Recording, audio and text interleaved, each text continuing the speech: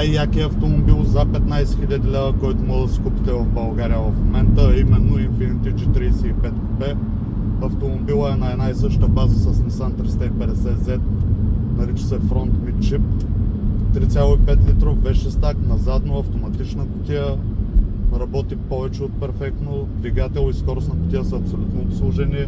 На 40 000 мили автомобила 16 години е стоял в един хамбар без да се кара. Цена от 15 000 лева важи до 15 септември. След това автомобила ще бъде върнат на нормалната цена. Бяхме го пуснали малко над 20 000 лева, една адекватна цена за този модел.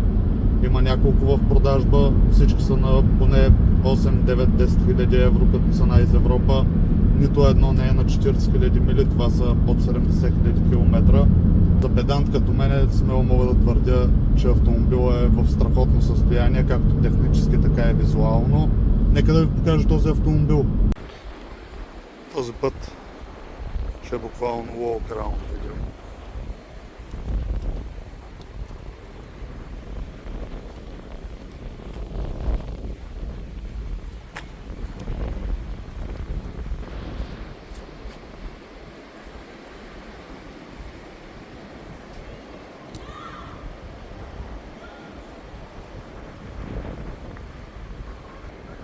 Има много готин спойлер, не всички имат. Шибидах.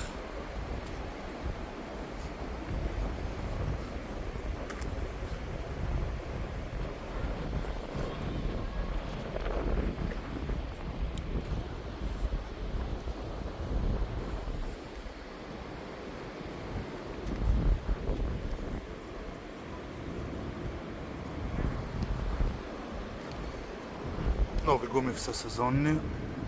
Това е една от забележките на автомобила. Задната броня има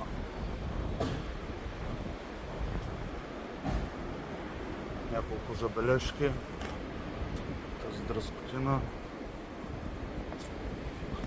и тази тук.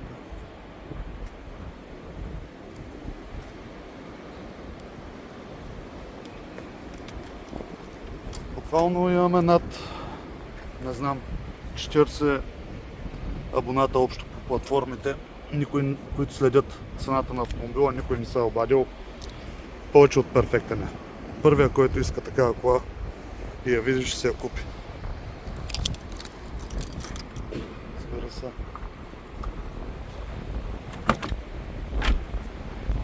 Всичко работи.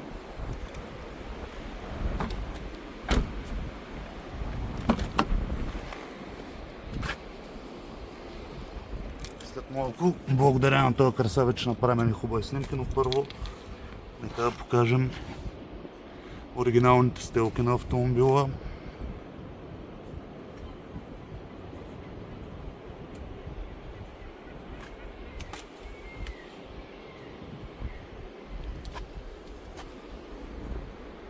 Повече от задоволително състояние. Седалките се местят автоматично.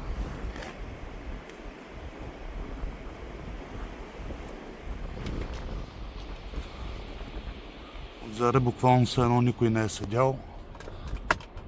Има си къп холдърче.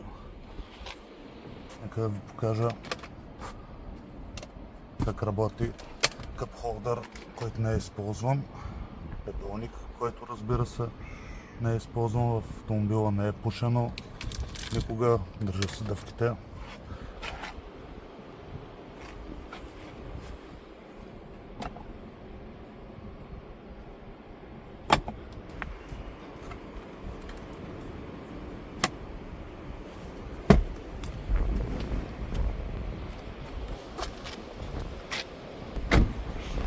Покажа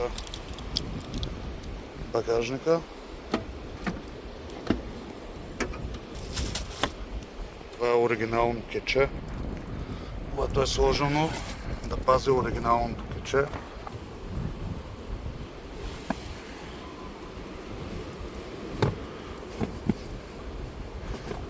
Само бяха старите транзитни номера.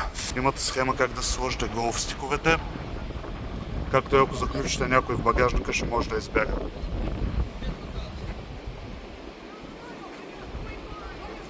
повече от перфектно състояние.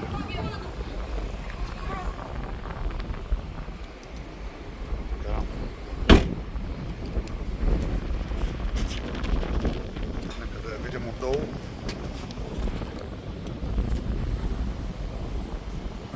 Даже не съм сигурен дали се вижда нещо, но това е.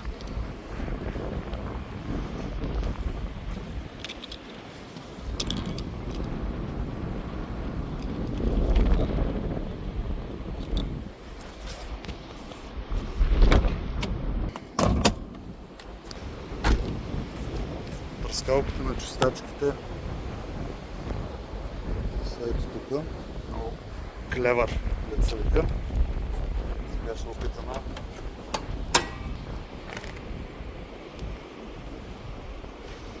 Да имаме най-важните неща. Щипки.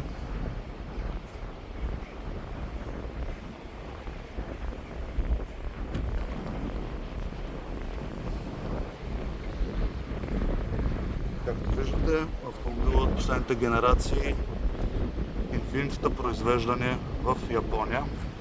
Може би и след това са продължили, не знам, не съм запознат толкова. Да покажа. Абсолютно всичките бележки си стоят.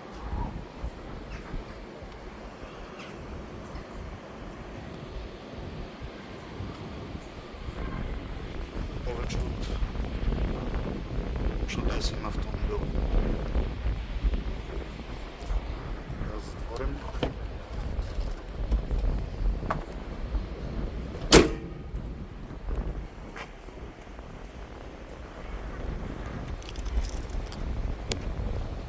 Видим с какво разполага.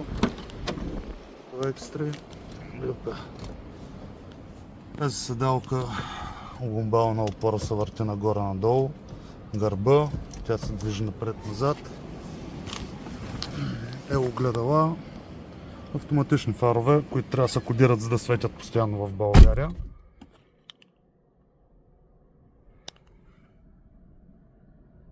Мултиволан. Чистачките.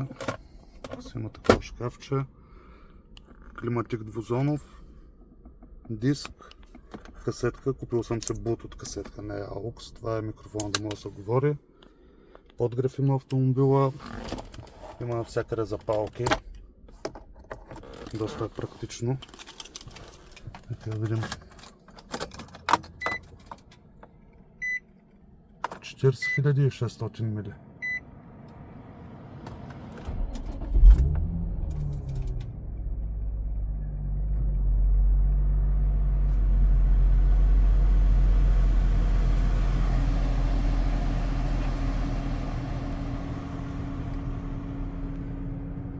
Копчетата на огледалото трябва да се рециклират. Износени са. Това, впрочем, детайлинг студиото почнаха да чистят автомобила, използваха някакъв жесток препарат, добре, че ги спряхме. Всички други копчета са в перфектно състояние.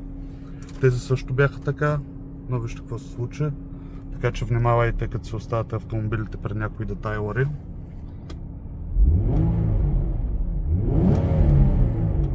Позволявам се да давам газ, защото автомобил отдавна е загрял. Иначе това на студен двигател, разбира се, не е окей.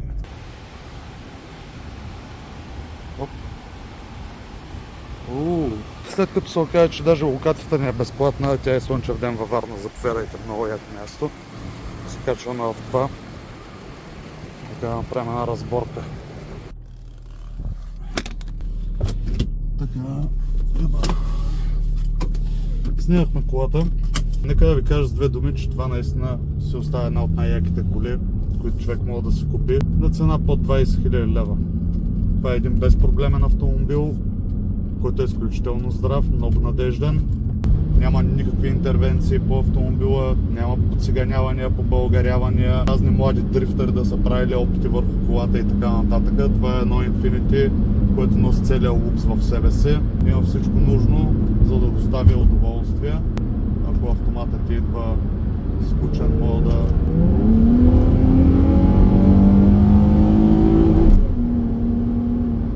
Има страхотен прекъсвач.